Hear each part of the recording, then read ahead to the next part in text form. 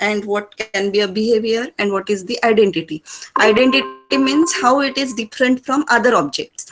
For example, in case of student, every student have different roll number or unique roll number, or in case of bank account holders, so every customer has different or unique account number. Or in case of fan or any equipment, you have model number, which is unique identity of that particular object. So every object should have identity, behavior, and attributes. And in previous session we have seen multiple examples of what can be the objects. Then what is a class? What is a Blueprint of an class? object follows. Yes, it is a blueprint or a structure, or just an outline. How that it defines the object. Means it describes the object. What are the elements in the object should have? What are the functions that object should behave? That everything is included in a class. We have seen examples of a class and object. Then we have defined what is abstraction. What is abstraction? It is conveying in brief, hiding the details, and providing only the necessary information to the user or programmer. The detail implementation details are hidden. This is also applicable in C language if you are working on a functions. So main function is your abstract view. It just show you what your function is going to do. It will accept input, perform some operation, and display output. But how that operation is performed, it is in another function, right? It is hidden. Only main is visible to the user, and that function you can change later on. If currently you are using say bubble sort, then you want to use shell sort, so you can replace only that particular function, not the entire program. So this is also an example of abstraction. What is encapsulation? What is encapsulation? Everything in a single entity. So wrap functions and data together as a one capsule. It's wrapping up, adding everything into one unit. For example, in a class, we have variables and the functions wrapped together or clubbed together. So we can call it as an encapsulation. And in previous session, we also differentiated between abstraction and encapsulation. Abstraction is design level. Means while designing, you will design what you want to show to the user and what you want to hide from a user. And encapsulation is implementation level. So while implementing it, you'll decide which functions will operate on that particular data. So encapsulation is also, and both of this abstraction and encapsulation clubbed together will provide data hiding or information hiding. Let's move towards the next concept, which is called polymorphism. Poly is Latin word. Meaning of poly means many, and morph means form. So polymorphism means which has multiple forms. It is the ability of an object to take many forms. For example, if a person, if he is in a shopping mall, you can call it as a customer. If you are in a bus, you behave like a passenger. If you are in a school or college, you behave like a student. At a home, you are like son or daughter. So you are the only one person, but playing different roles at different locations or positions. So it's a polymorphism. So one of the powerful capability of inheritance in object-oriented programming language that it supports polymorphism. The ability to have classes in the same inheritance hierarchy respond differently to the same message. For example, if the method name is say speak, so man will speak, dog will oof, duck will quack, then cat will mew. So every object will interpret it in a different way. I'll give you more realistic examples of polymorphism. So for just time being, note that polymorphism is called which takes multiple forms. It can be a method or a class, yeah, with the same name and can perform various activities, different activities. There are two types of polymorphism. First one is called pure polymorphism, means function name is exactly same. The function definition means number of parameters that you are passing to a function, the parameters that you are returning from a function. So single function can be applied to arguments, different type of objects, and it can perform different ways. So it is called pure polymorphism. There is one function, that is code body, and number of its interpretation. To give you an example, say function is draw. If you call draw function and if you pass object of a triangle, it will call it can draw a triangle. If you pass object of a rectangle, it should draw rectangle. So depending upon the object that you are calling with that function, the function should behave like that particular object. So that is pure polymorphism. In case of ad hoc polymorphism, this is the concept which is called overloading. Overloading means only function name is same, list of parameters, number of parameters and type of parameters. Parameters means arguments that we pass to the function is different. Only the name is same, but there are a number of different functions, means code bodies are different. So this is direct contrast to the pure polymorphism, in which functions are the part of same class and have different signature. So pure polymorphism, in case of Java or C++, it is called function overriding, and ad hoc polymorphism is called function overloading. Function overloading or operator overloading, but operator overloading is not supported in Java, it is supported in C++. Next concept is inheritance. As we have seen, inheritance is mainly used for reuse.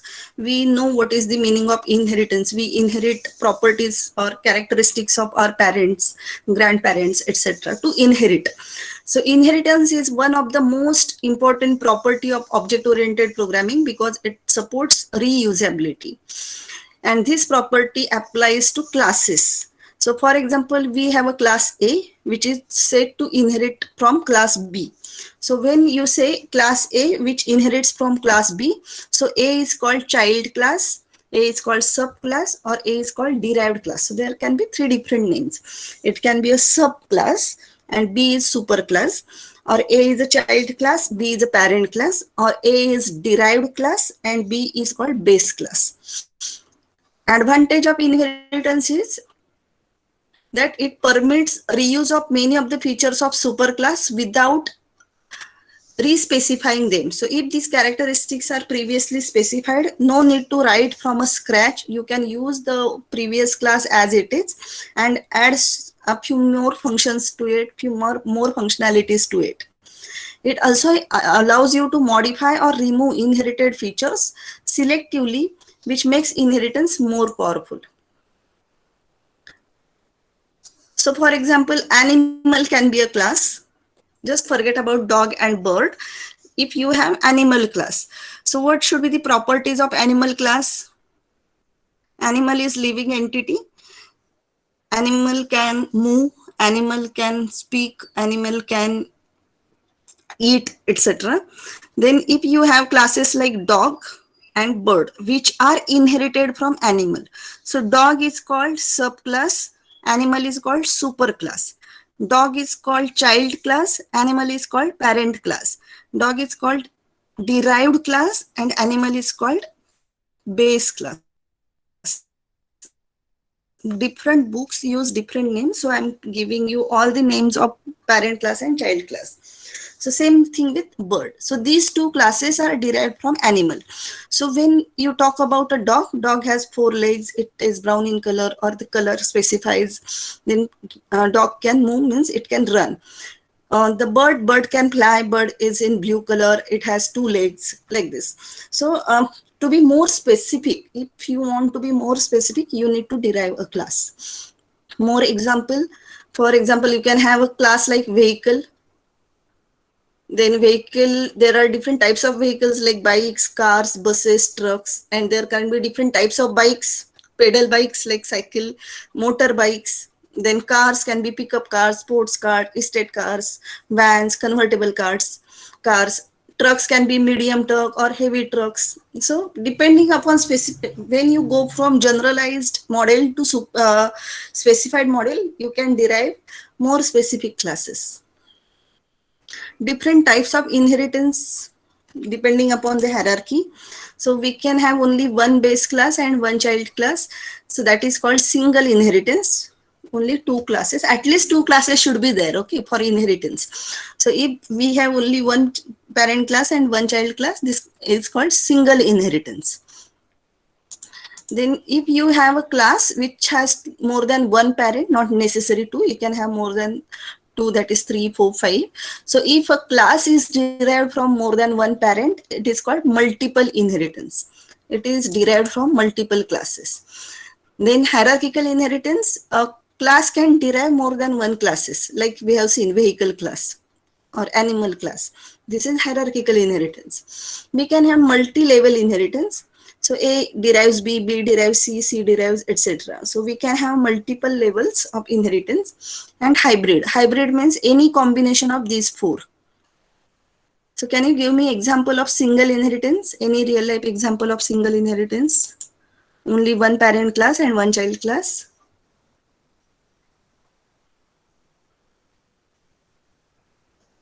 Any example of single inheritance?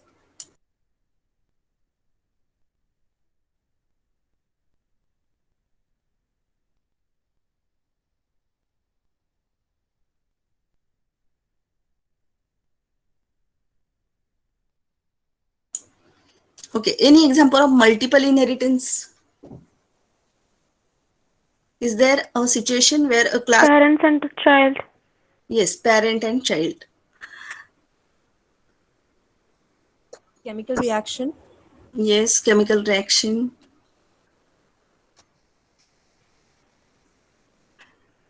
You can have say student fellow, means who is also taking classes and who is doing a job of teaching assistant and a part-time student also. So is derived from that, the class is derived from student as well as teacher, and it is called student fellow or teaching assistant. Multi-level inheritance. Family tree. Yeah, family tree can be hierarchical inheritance or hybrid. There is a single hierarchy. More on hybrid. B goes to C like this.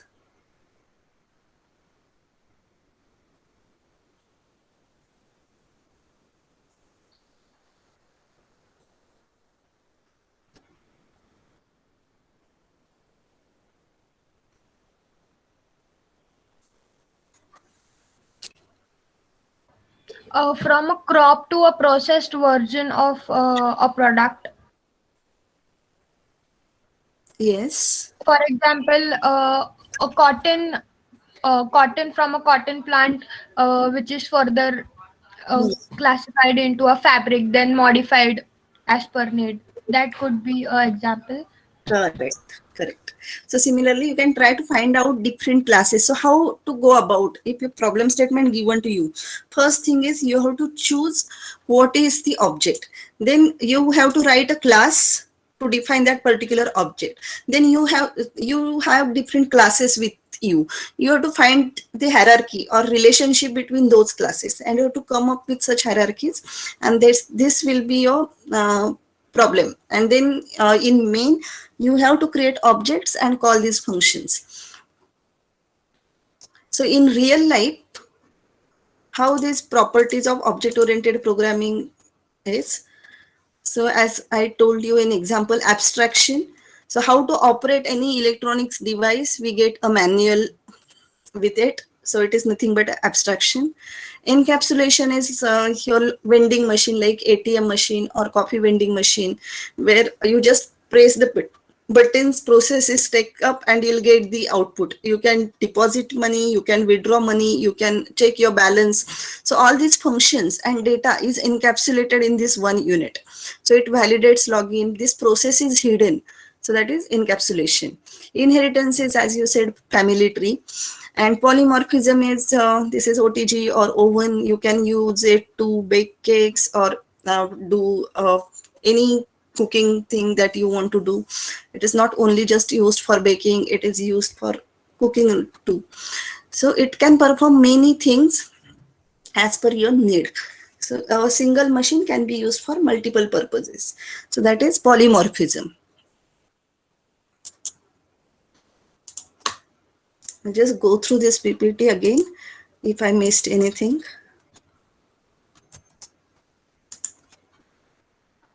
So we have seen what is object. Objects are building blocks for designing a program. Object is collection of data members and the functions which are associated with these members. A function may represent a person, place, or table of a data, etc. Object is identified by unique name. That's why we need identity, attributes, and behavior. So each object must be a member of a particular class. So we have seen the example like apple, orange, mango. These are the objects of class fruit. So if fruit is my base class and these three are my child classes, fruit is a class and apple, orange, and mango, these are the objects of class fruit. So to define an object, it should have some identifiable characteristics and behavior. Characteristics or attributes means how it can be uniquely identified. How you can uniquely identify that particular object means what is the size, what is the shape, what is the color, what is the location, what is the price, etc. And behavior means what it can do. That is how it can jump, move, stop, start, etc.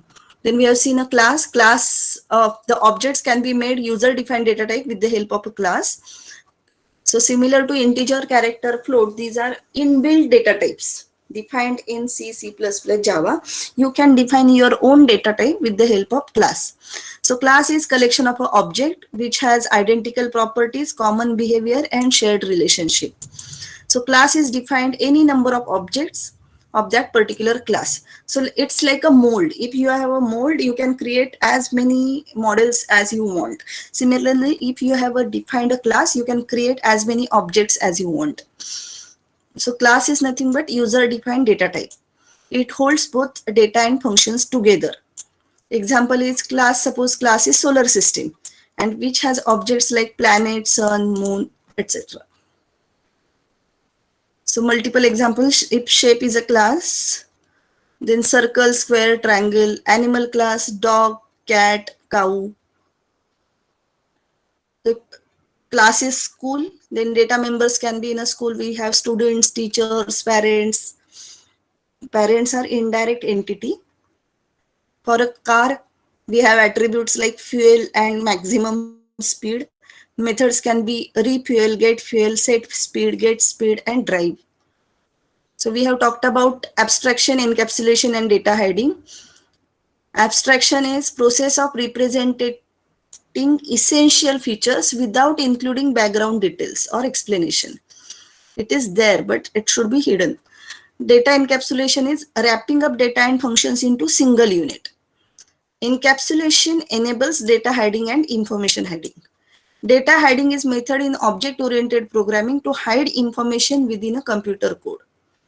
So data and its logic, which is encapsulated together in an object. We have seen this figure. We have also seen what is the difference between abstraction and encapsulation. And data hiding and abstraction. Data hiding ensures exclusive data access to the class members and provide object integrity. It will not open up all the data to all the objects. Selectively, it will allocate the visibility of the objects to selected classes. For example, we talked, right? Private, protected, public. So depending upon which classes need to be allocated as public data, so that data will be available to all the classes. If the data is private, it is available only for that particular class, which is called data hiding. Focuses on protecting data and helps to secure the data. And abstraction is just hiding the complexity, system complexity. It hides implementation details and display only the functionalities. Then just now we talked about inheritance. It is the process by which one object can acquire and use properties of another object. Example of inheritance can be, again, I can give you a same example, simple calculator and advanced calculator or scientific calculator. Simple calculator is accepting two numbers from user and performing basic operations like addition, subtraction, multiplication, division. That class is ready with me. So to add new functionalities, instead of creating or modifying the existing class, I can create a new class, say scientific calculator, which inherits from the simple calculator. And what I have to do is the taking two members or displaying result will remain same. These basic functions will remain same. I have to just add new functionalities like sine, cos, tan, log, or factorial, etc., or square root. All those scientific calculator functions I need to add. So the existing class is called base class or super class or parent class, and the new class is called derived class or subclass or child class. Derived class shares some properties of the base class, not all. If the property is private, it is not shared with the child. Therefore, code from a base class can be reused by derived class. So we can have such hierarchy. This is a class A, is super class of B. B is a subclass of A, but B is also superclass of C, D, and E. And C, D, E are subclasses of B. So class C can inherit properties of B, and it can also inherit properties of A. Class D can inherit properties of B as well as A. E can inherit properties of B as well as A. But C cannot inherit property of D or E because they are siblings.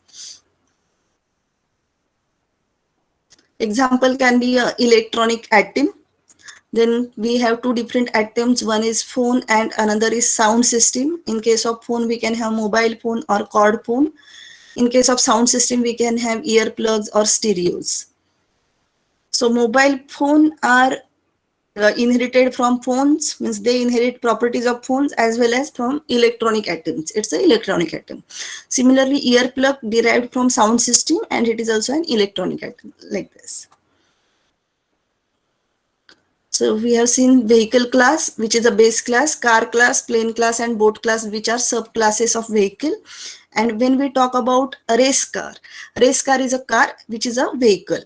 So this relationship between these two classes, note that this square bracket represent one class. So race car belongs to car or is a car, and car is a vehicle. So this relationship is called is-a. We have seen this type of inheritance: single, multi-level, hierarchical, and multiple. And combination of these is called hybrid inheritance. Then we talked about overloading and overriding. These are the examples of polymorphism. Overloading allows object to have different meanings depending upon the context. So if you call, say, add function, and if you pass two numbers, so addition, it will display addition of those two numbers. If I call add function, and if I pass two values, 5, 3. So my function should return me value 8. Okay, because it is adding 5 plus 3, that is 8.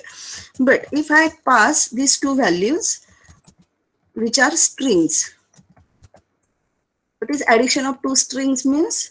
It should concatenate those two strings. I should get a new string with output as, if you can see the chat box, it should return me the concatenation. Function is same, add, but instead of sending integer values, if I send strings, it is performing concatenation.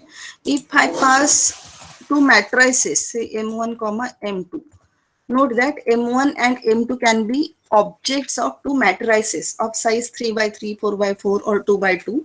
I should get output as M3 or whatever the result matrix is of the same size, and member to member addition. So function name is same, but it is performing different tasks as per the context. If I want to do integer addition, it can perform integer addition. If I want to perform string concatenation, it is performing concatenation, like this.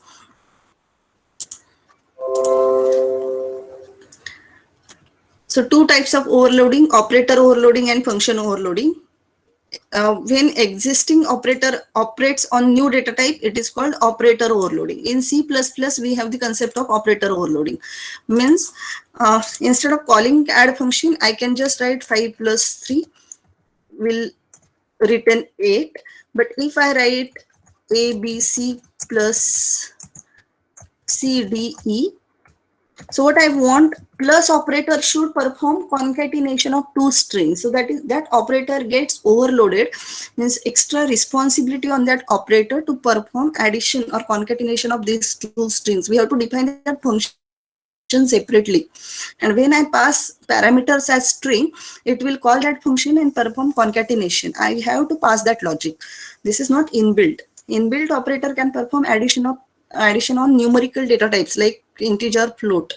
But if I want, it should perform concatenation or addition of two matrices, which you need a logic for two for loops, and A of I j plus B of ij is equal to C of ij. So in that case, you need to write a function for operator overloading.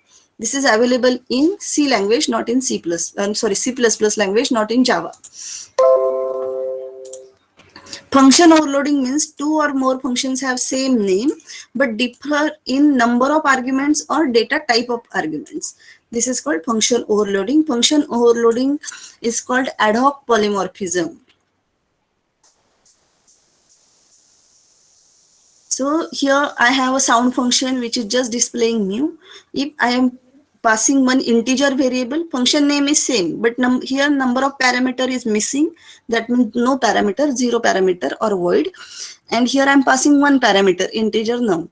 So it will displaying mu 2 times or whatever the number we are passing here, that many times. Same method name but different parameters. So overloading, method name is same but performing different tasks. And overriding means it is actually doing two different tasks. So we talked about polymorphism, the ability of an operator or function to take multiple forms. The different types of polymorphisms are operator overloading, function overloading. So these things are not in your syllabus, dynamic binding and message passing. So when you create an object, so you when one object calls function from other object, that is called message passing. And what are the application areas for object-oriented programming? You can create a computer graphics application, CAD/CAM softwares. You can have object-oriented database. You can create user interface design such as Windows. You can see the buttons or text box or list. So whatever the GUI you can see, you are able to create such GUI using object-oriented programming. Real-time systems you can develop. You can create a simulation or models using object-oriented programming. You can create applications in AI or expert systems. Or you can also develop client-server applications using object-oriented programming. So just now we have seen this example.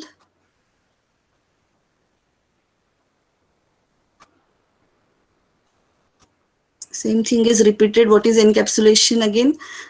Data and functions encapsulated together. For example, in a car, the model, speed, engine, which is the functionalities of a car, that is drive, stop, set, speed limit, etc.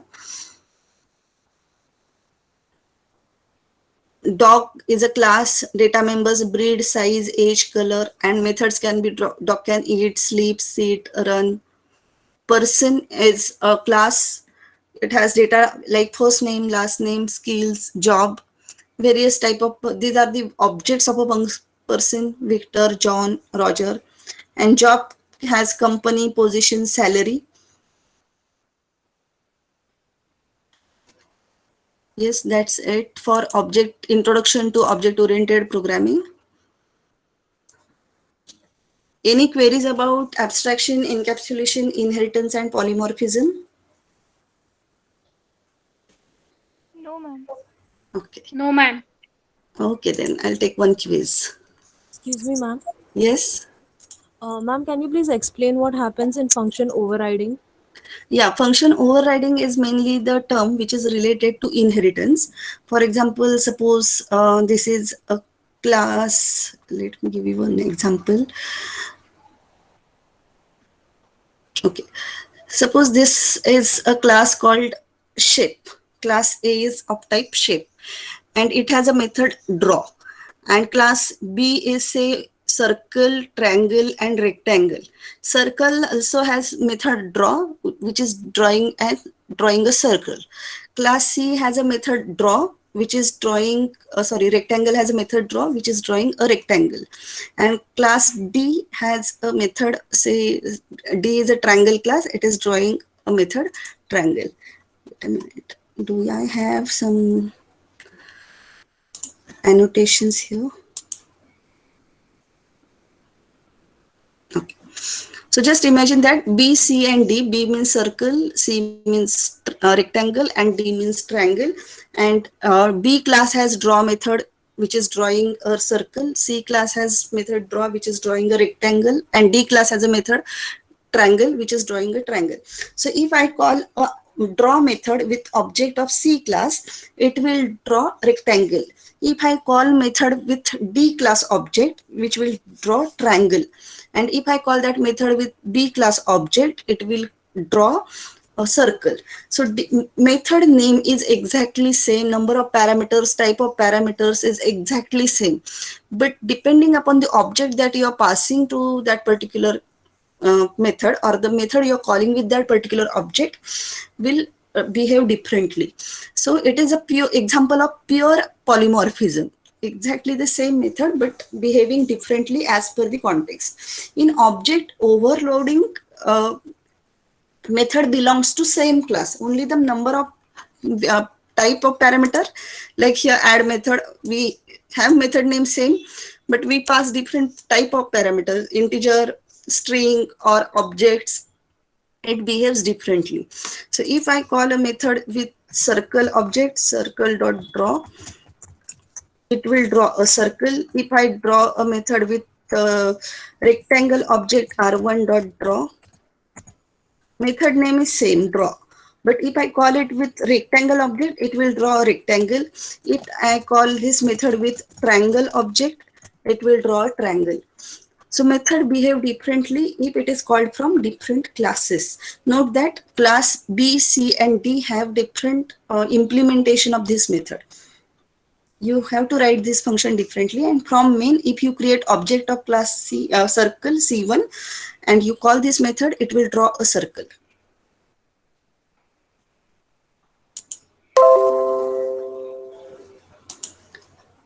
Okay, let's take a quick quiz. This is a fun quiz. You have to identify. What is this? Classroom. Class. You have to identify object-oriented properties. So it's, yes, it is a class.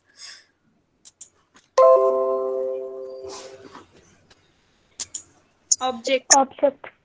Yes, Objects. correct. These are the objects.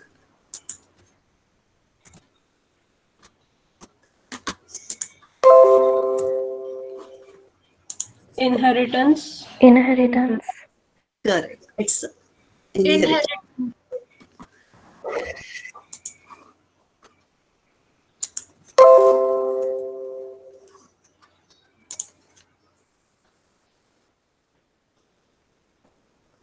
Abstraction. No. Polymorphism. Hmm? Polymorphism. Correct. It's a polymorphism. Note that these pictures have nothing to do with the definition of object-oriented properties. Ma'am, how it is polymorphism? What is this? Puran poli. Poly, and this is morphing. Okay. What is this? Data hiding. Yes, it's a data hiding.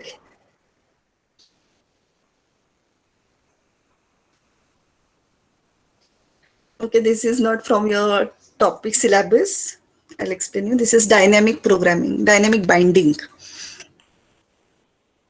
This is an advanced Java you are going to learn in next units. So dynamic binding. Identify this. Last one.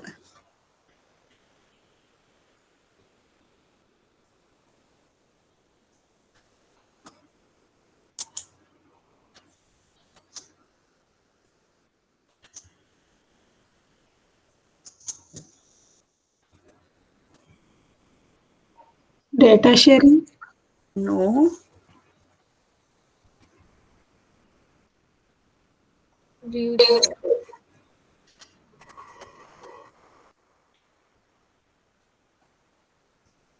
Encapsulation. No.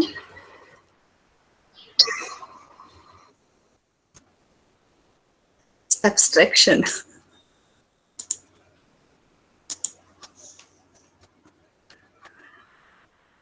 Abstract Saturn is Shani. So I'll share the PPTs today. We'll start with the next unit.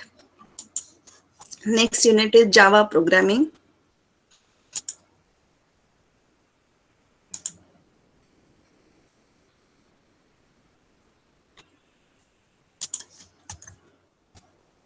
Minute.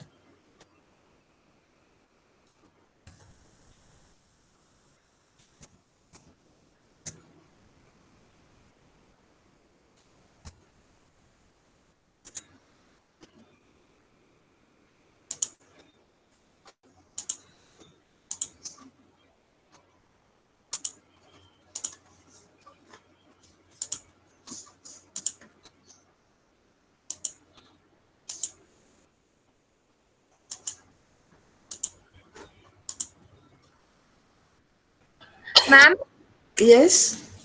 the unit which we are about to begin, it is which Java, as in JavaScript, Advanced Java, Core It's Java, a core Java. Core Java, right? Right.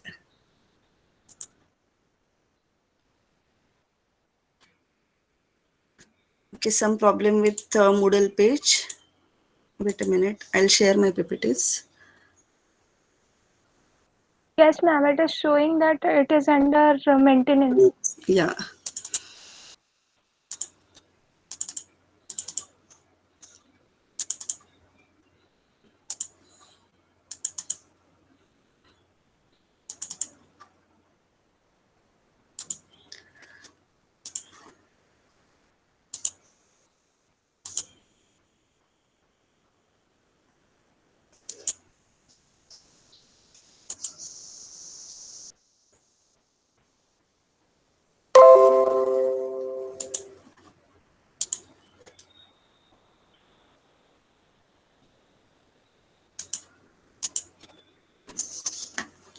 Is it visible? Yes, ma'am. Yes, ma'am. So our second unit is object-oriented programming with Java.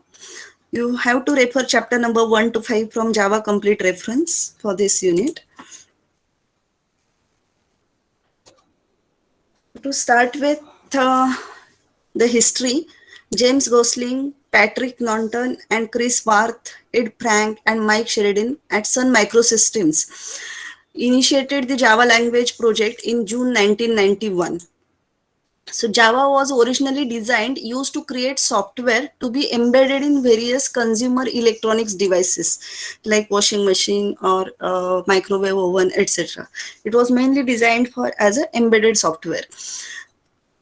And this language was initially called Oak, but renamed as Java since 1995.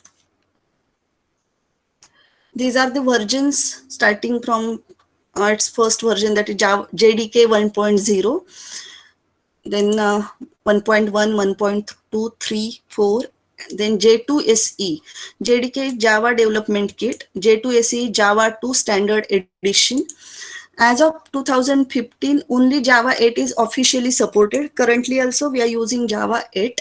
Major release versions of Java along with their release dates, these are the follows. Java Standard Edition 6, 7 and 8. Currently we are also using Java SE 8, Java Standard Edition 8.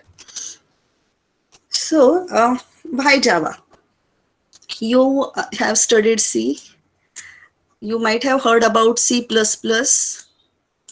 and currently we are talking about Java. So Java derives its syntax. What is meaning of syntax? What is how to write if, how to write for, how to write while, what should be the main. So the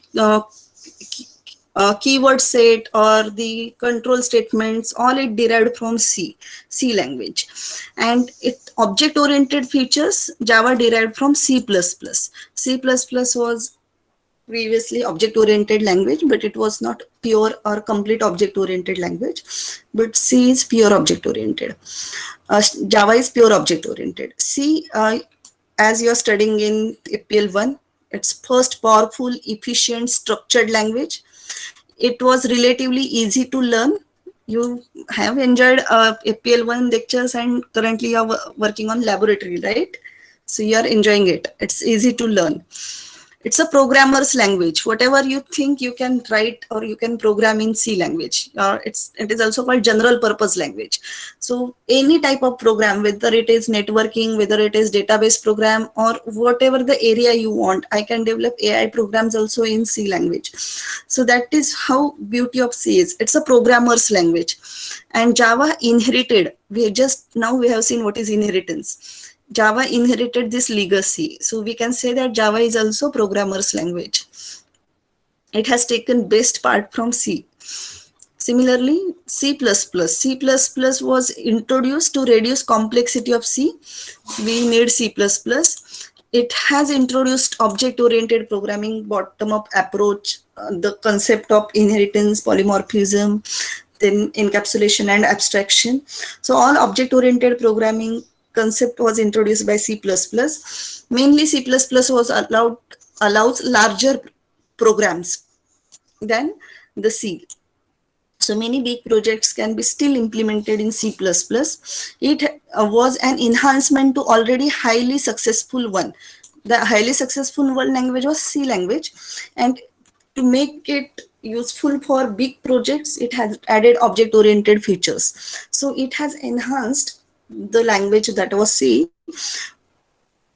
added high efficient and stylistic element of C with object-oriented features. And C++ become very popular. We have seen what are the features of object-oriented programming. We have seen what is object, what is a class, what is inheritance, polymorphism, encapsulation, etc. These are the features of Java now.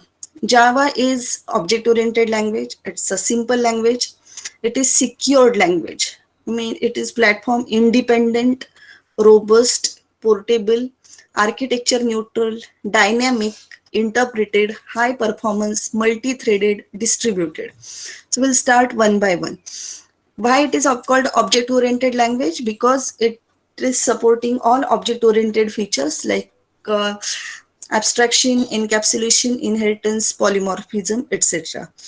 It is simple because you already understand the basic concept of object-oriented programming. So if you know basic concepts of object-oriented programming, learning Java will be easy. And as the syntax is similar to C and C++, so no need to learn how to write for loop, while loop, etc. Even comments, single line comments, multi-line comments, put semicolon at the end, how to define variables, all the syntax is similar. So it is simple to learn, simple to write a program in Java. It is object-oriented. All programs in Java are based on objects. Even main is a part of a class. Object model in Java is simple and easy to extend. It supports all object-oriented features. Next one is robust. What is meaning of robust? Robust means not error prone. Program, when it is working on one machine, it should work on any type of machine or any type of code. So Java is strictly typed language. This keyword is very important, strictly typed. In C language, if you write such statement, look at the chat box. If I have variable A is equal to say 10 and integer B which is equal to 3. If I have these two variables A, B, can I write this statement in C language? C is equal to A slash B. Yes, ma'am. Yes, ma'am. What is the Yes, output? And what is the output of C? If I print C, what will be the output? 3. We need to write the print statement. So by default, C is considered as integer and you'll get result 3. Even if you define C as float, and if you say 10 divided by 3, sorry, 10 divided by 3, and if you try to print C, it will print 3.0. Try this. It won't print point values because you're carrying out integer subtraction, 10 slash 3. 10 is integer, 3 is also integer. So this division operation is carried out as integer division, 10 divided by 3. So it will print 3, not 3 point something. But Java won't allow you to convert integer directly to float. You need proper data type, type translation, type casting to convert one data type to another. So C is called strictly typed language.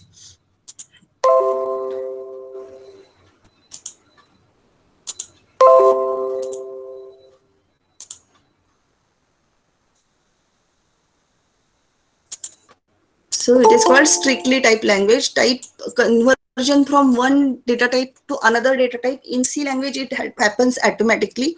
Compiler can convert one data type to another depending upon your operation.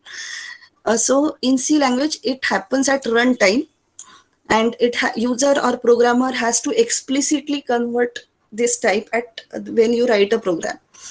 So why program fails? Why program fails at runtime? Two important reasons. If your program is working very super fine with your input, and when you deliver, and you will get the complaints that it's not working for few of the cases. So that's because the program is not robust, and there are the reasons like some memory management mistakes and some mishandled exceptional conditions. I want to tell you my experience just to elaborate what is robust means. So in my final year project, what I developed is we were working for a Hardiker hospital, and our problem statement was we have to scan X-ray. We have to find out the part of a broken bone, and we have to give them dimensions of that broken bone so they can prepare the artificial part, or they can do whatever they want to do, the plates or something of that particular dimension. So we were developed the program. It is 25 years ago, I think. So there were only C language, and we developed our final year project in C. So we started on small images like small finger images, and our program was working fine with that. And we have submitted them, we have given them presentation, and we submitted our project. And what they tested is, they tested it on thigh bone. And the dimensions were not matching, and we are getting some funny outputs, some in negatives. In dimension should get in positives, but they are getting negative results. That because if in case of C language, if you define an integer variable, try this. This is just a fun. If you define integer variable, integer I is equal to 0. In for loop, just try integer I is equal to 0. I is less than some big number. Take big number more than 32,000, because size of integer, if it is normal integer, that is signed integer, 32k plus 32k to minus 32k, and if it is unsigned integer, it is 0 to 64k. So take some value like 10,000 and I plus plus, and try to print simple for loop, try to print I. So in C language, when variable crosses that limit, that is 32k, it will again initialize it to minus 32k and print those values. You won't get any error. In Java, you will get such errors. You're going out of reach or out of boundary, index out of bound exception. But C language, it will treat as once you go ahead of 32 plus 32k, it will recycle you back to minus 32k. From plus 32k to minus 32k, and it will continue counting those values, and this will be an infinite loop. You will never reach to this number, say 10,000, sorry, not 10,000, it should be 1 lakh, because from it the value should be more than 32k. So this may lead to the wrong output at user's end. So you have to take care of such boundary conditions. Your program should be robust, and that will be robust if and only if you have tried to trap such errors beforehand delivering your code. So what we have done is we have used another compiler which supports more of the size and long integer instead of short integer, so it can handle that particular dimension, and our program also worked for that problem. But we were not getting the problem, and we were wondering how that array in between going from positive values to negative values. This is the robust condition. About next conditions, we'll talk in the next lecture. Java virtually eliminates these problems by managing memory allocation and deallocation, garbage collection mechanism. So this is very strong or inbuilt in Java. Java takes care of any free memory location. It will free that location automatically. And Java help in this area by providing object-oriented exception handling. This is our last unit. We are going to see what is exception handling and how exception handling makes your program more robust. Is it clear? So we have seen Java is simple, object-oriented, and robust language. In next lecture, we'll see more features of object-oriented language. We'll stop here.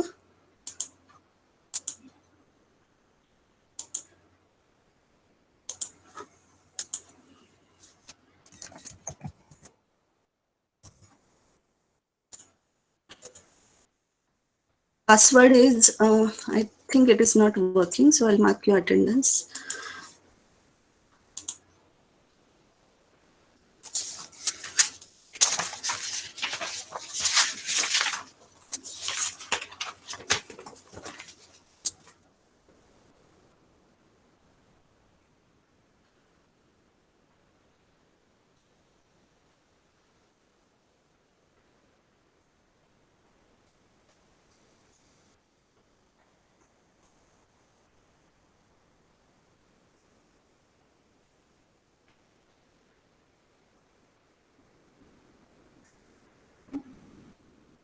Roll number 57, she is absent. Ma'am, Yes. ma'am, can you tell again what the password is? No, I think site is not working. It's working, right? It's working now. Ma'am. Password is inheritance. Okay, password is inheritance. Okay, ma'am. All small case. Roll number 57, Isha is not there. 64, Mohini.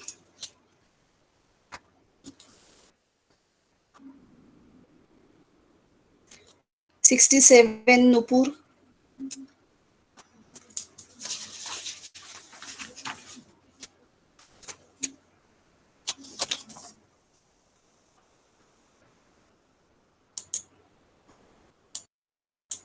'Those who have marked as attendance, they can leave. Ma'am, I'm unable to mark my attendance. Can you please take it down? Roll number? 1937. Roll number? Yes, ma'am. 1937.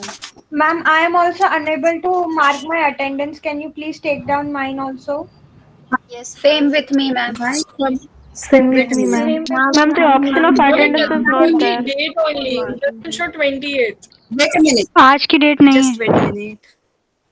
Ma'am, shall we put it in the chat box?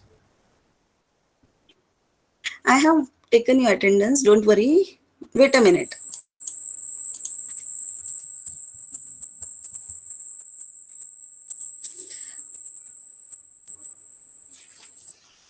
There was some problem with the site. Na?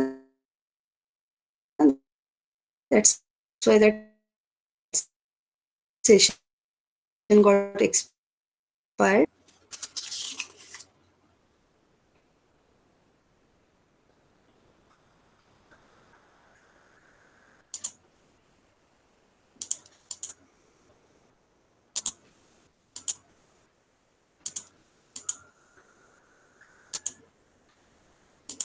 Now check.